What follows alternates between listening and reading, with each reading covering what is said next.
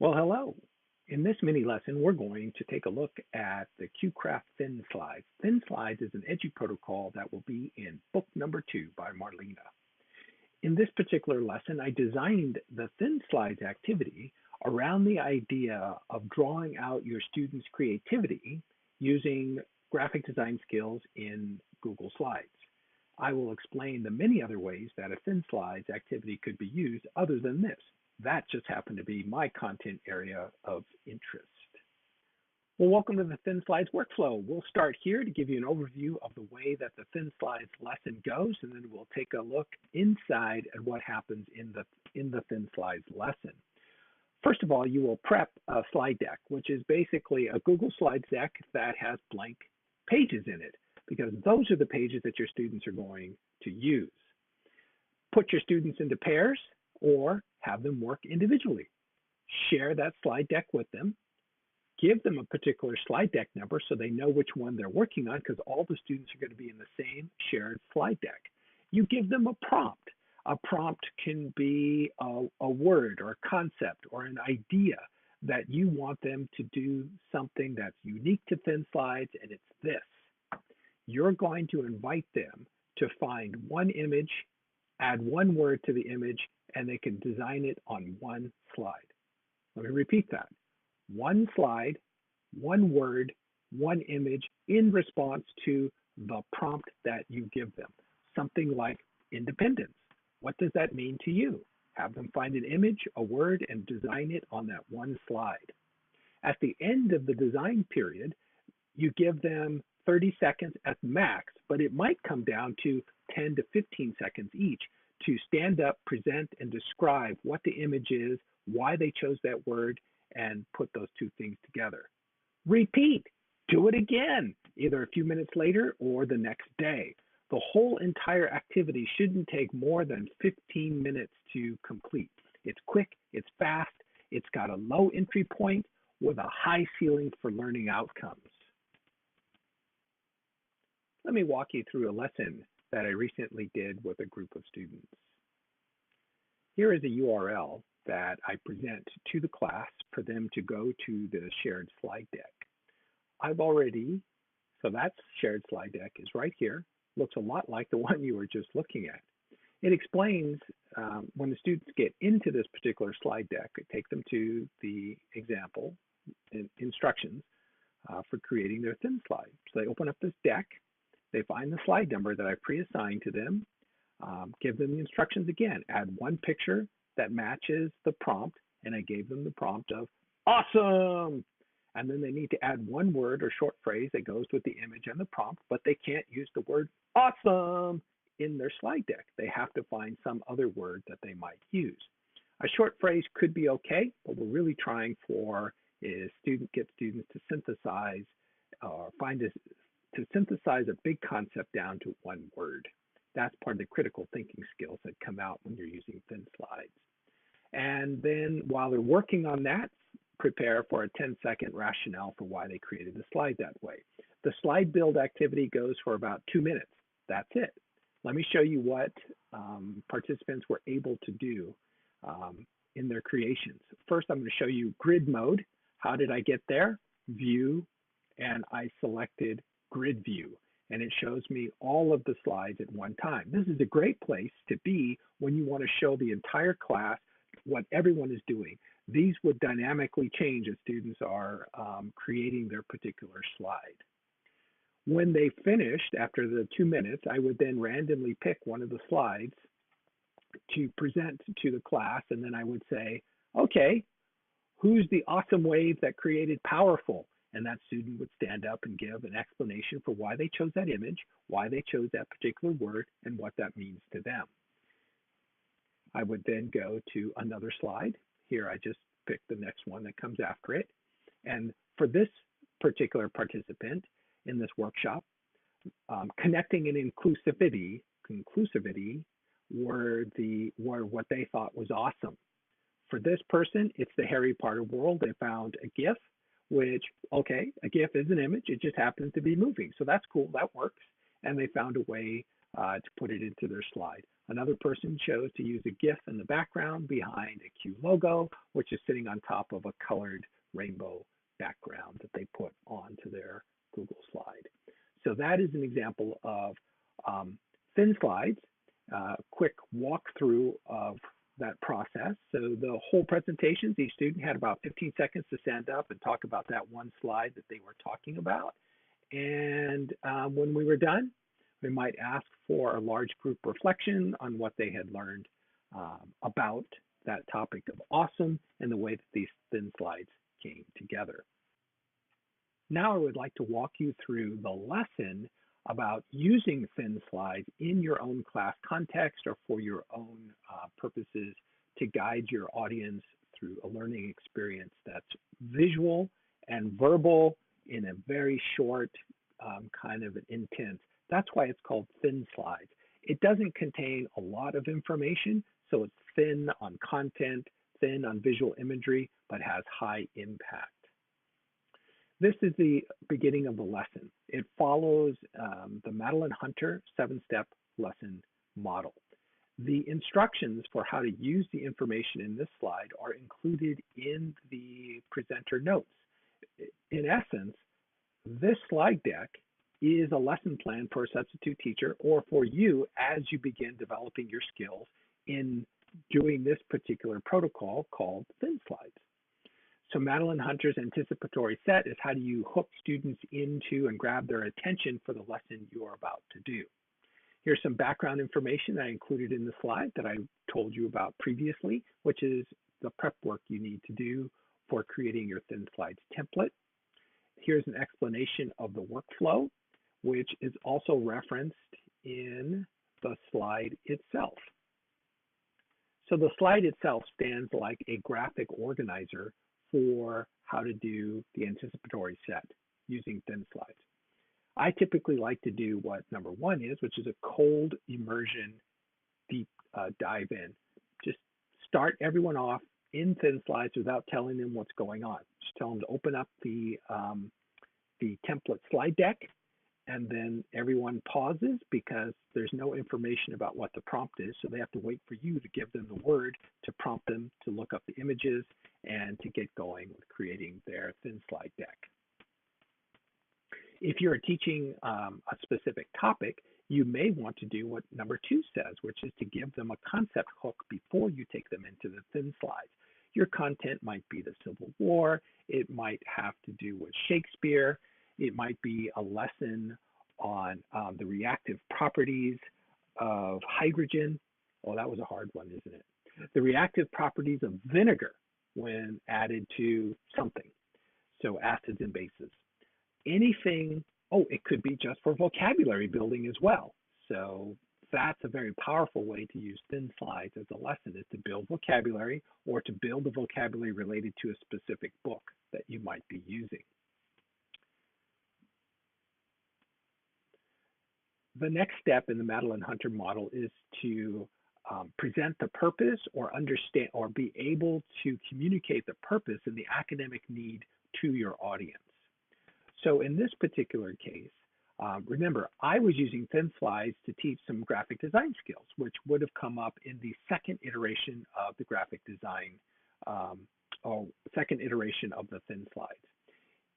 For my purposes, I was seeking to inspire students to communicate visually.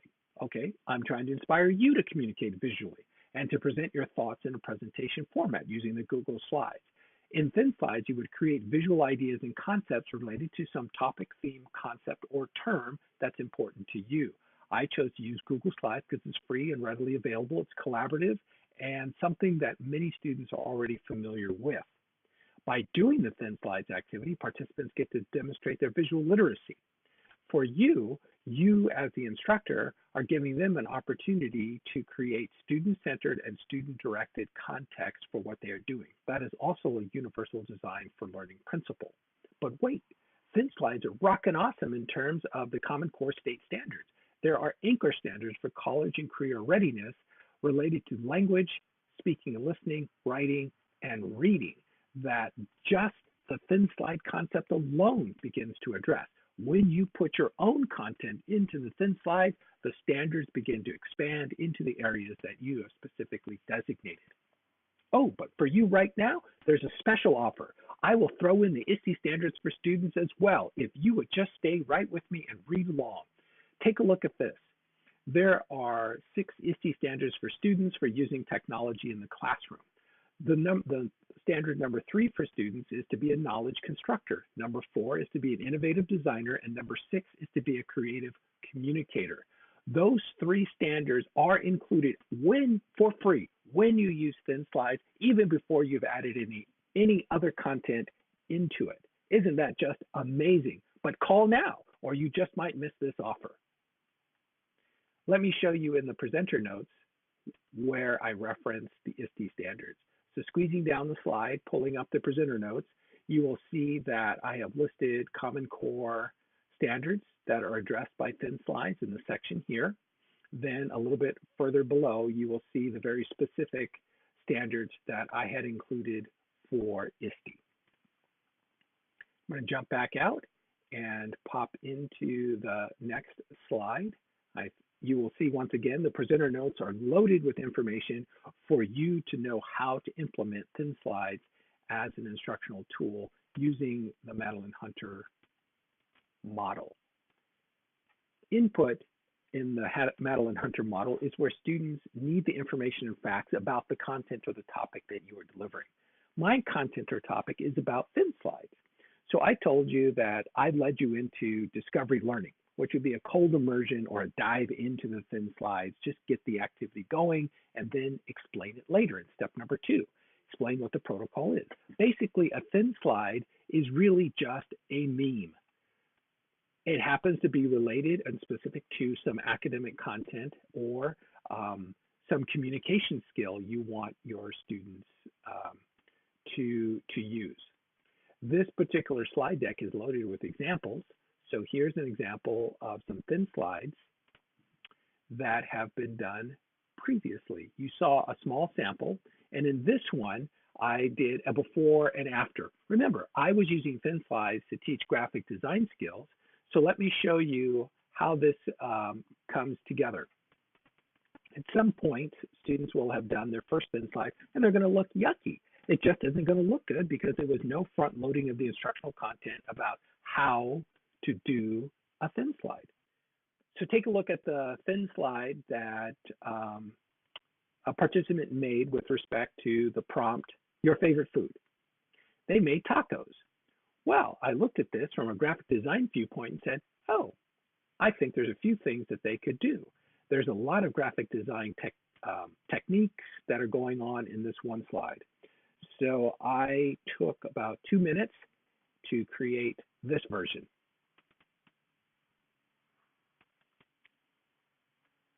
Next slide, student created La Via Raviolis, and they wrote all of these words.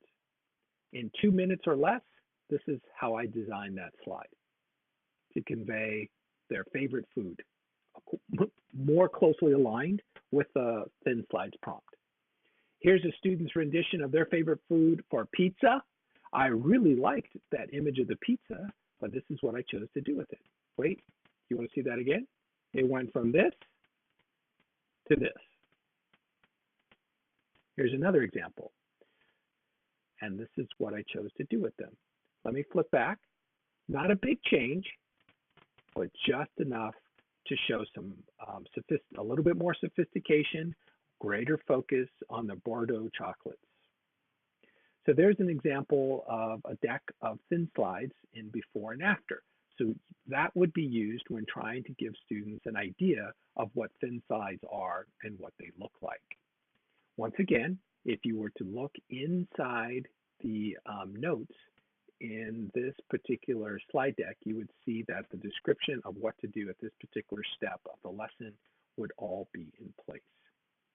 Let me change over to the next slide, which is guided practice. Bring that back into view, go into present. In guided practice, which is a critical step in a Madeline Hunter lesson design, it's where students actually practice what it is that they've just been told how to do or given a prompt to do. So remember, I chose to start with the cold immersion, dive right into the craft of using thin slides. However, you may want to do a walkthrough with your students. Look at point number 2. It's called We Do, You Do. So together, lead the participants through the process of doing a thin slide, and then you do is you let the students or the participants go, and you give them some coaching while they're working through it. Here's an example. If you want to guide them through the graphic design skills necessary, I put in some prompts under the We Do, You Do column. So thin slides are best for using images and using slides. Here's how you do it. Under finding images, you go to select the tools menu, explore, and you would see a way for them to get there. In fact, if you don't know how that's done, let me pop out of here and do the thing that it just said. So we go to tools, we choose explore, and a menu pops up on the side. And here, let's pick, let's see, what word could we use? Let's put the word piece in. First, we get the typical Google search string of search results that show you websites, but click images. This is probably what you would have expected, is images of piece symbols, but really there is really a whole lot more that's going on here. So if you like one of these images, you simply grab it and pull it onto your slide, and it appears, along with the citation that this image came from Pixabay. That's pretty cool. We want to be good citizens, good digital citizens, and give a record of the work. So let me take that out. I already mentioned, window opens there, drag and drop, image copies, URL, voila, you are done. But wait, while you're walking around watching students do this, give them some coaching. Tell them that you like what they've done. Give them suggestions on what other graphic ideas they might be able to build in their slides, or if the visual imagery needs to be re-guided towards something related to your topic and content area, direct them in that. Next up, after input, I walk the students and participants through another thin slides activity in which I gave them the same time constraints, but I gave them a new slide deck and a new prompt to follow.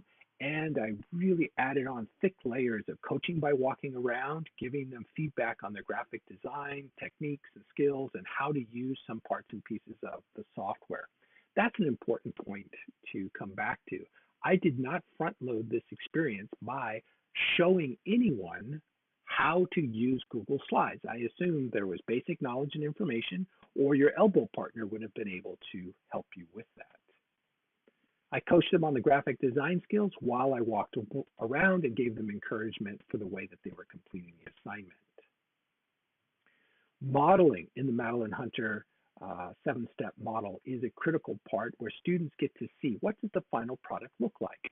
I gave you a hint of that before when I showed the before and after slide deck, and it showed the slides as participants had made them, and then I showed them a finished deck. Now, I don't like to do that in graphic design context because it biases participants' viewpoints about how and what they could possibly do, whereas I really want them to explore and come up with their own ways of creating that particular slide deck. So in order to really fulfill this particular step in the Madeline Hunter model, your lesson may require them for you to actually go in and show them how to do it using the We Do, You Do instructional strategy. If you want to know more about how to model good graphic design, if that becomes a part of what you're doing in your lesson like this one, here are some resources for you. This is the rule of thirds, and it opens up to how to use the rule of thirds in any visual project that you would use, which, by the way, is a brilliant way to take pictures and to create any graphic piece that you might be asked to do. This is 8 graphic design basic ideas for anything that you might want to do. And it's a neat resource for learning how to do graphic design. So provided that for you from How Design. This is about typography, one of my favorite subjects of all time. So this is an introduction to typography. Typography are the fonts that you might use in a page, and it gives you a description of what typography is, why you should care, how it could be used effectively. Now, there's an amazing thing about typography. It is both visual and verbal at the same time.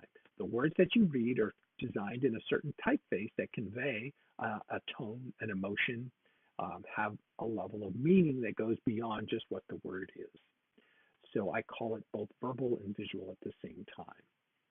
You can check out YouTube videos on a graphic design topic that I have made called Visual Voice, How to Clearly Show Your Message. It's a presentation that I delivered at the Fall Q Conference in October 2017, and it has a lot of graphic design tips and explanations for why you should use the rule of thirds, plus the CRAP principle, along with some other tips for using shape in your project.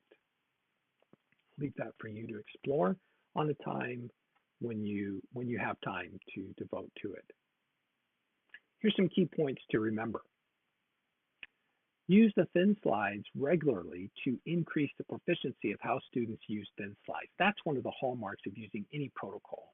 Any EduProtocol is to do it repeatedly so that when you say thin slides, students know exactly what the process is going to be. You don't have to coach them or monitor them in that. They just get into the template that you provided, or they're going to make their own template, which, by the way, is an awesome way to increase the depth of knowledge levels that you are trying to teach to. Rather than have students follow your own template, have them create one of their own. Have them come up with the keywords. Have them come up with a rubric for how to evaluate how that presentation came together.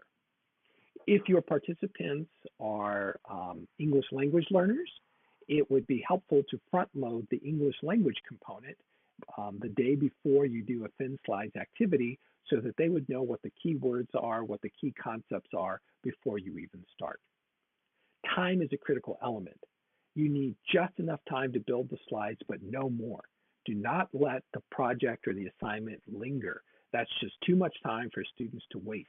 We're not interested in whether they can do something clever and creative in 2 minutes the first few times they do it.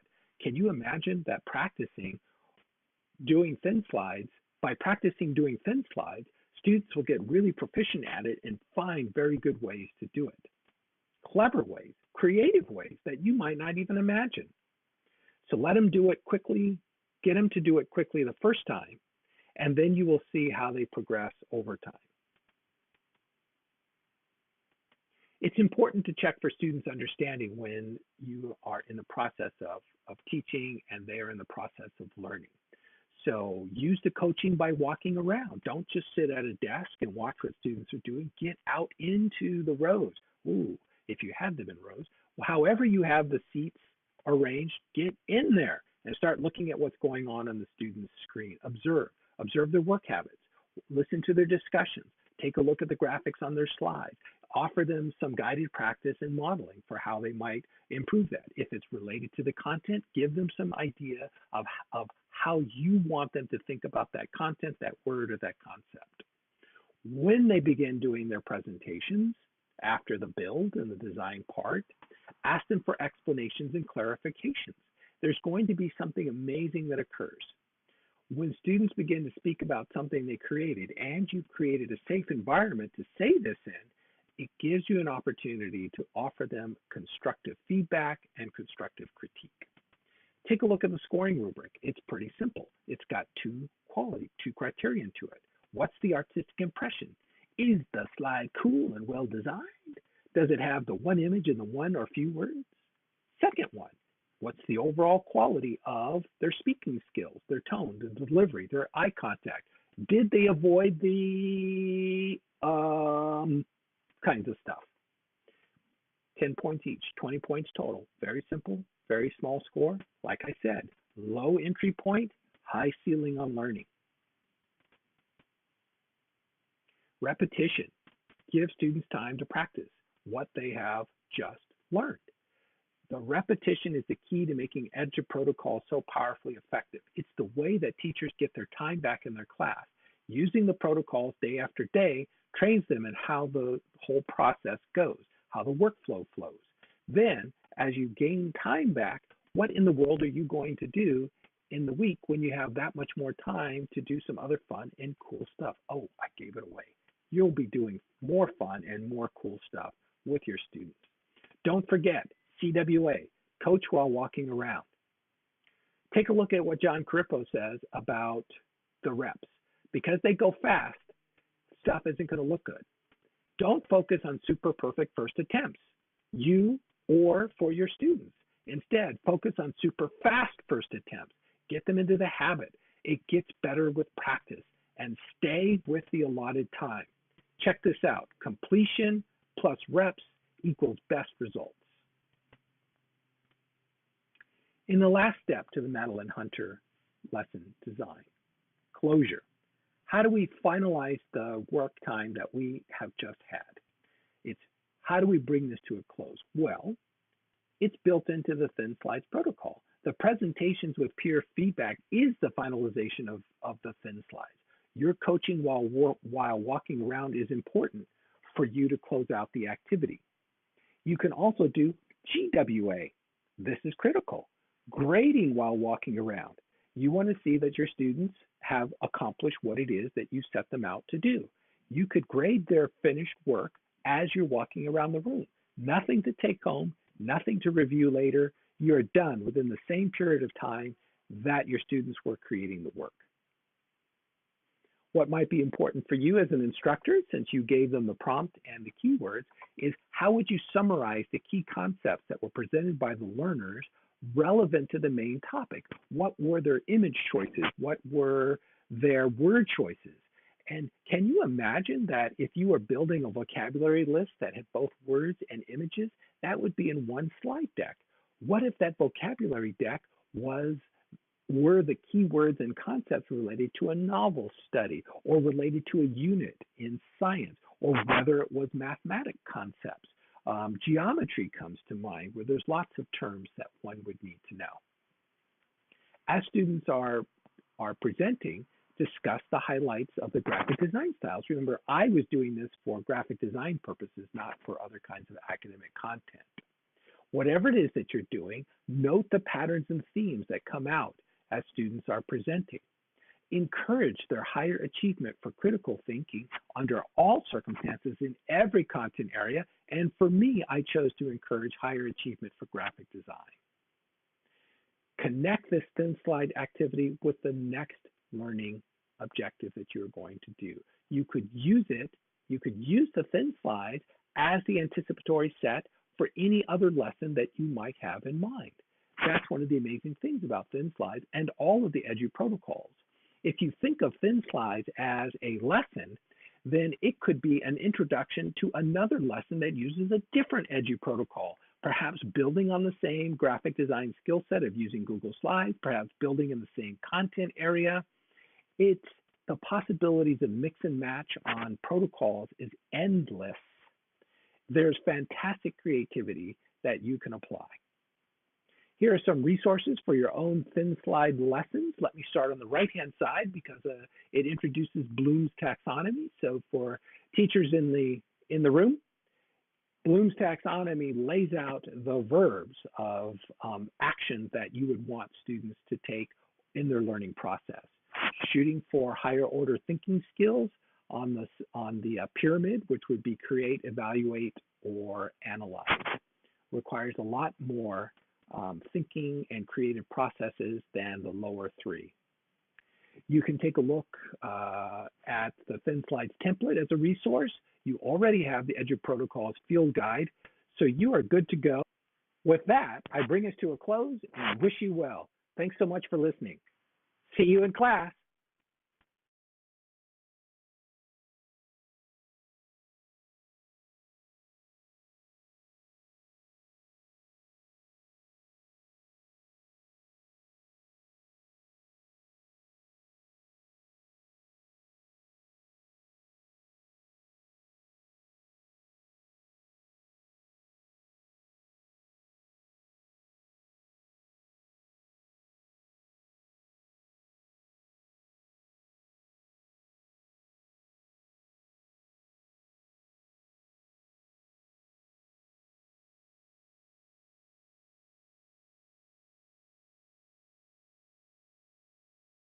But wait, there's probably more. Let me take a look at the notes below in the presenter notes. Did I give you anything more, or did I cheat you out of something? Oh, what was I up to? I thought I had notes in there. Let me go back. No, no notes there. Nothing there. What have I got here? Just me.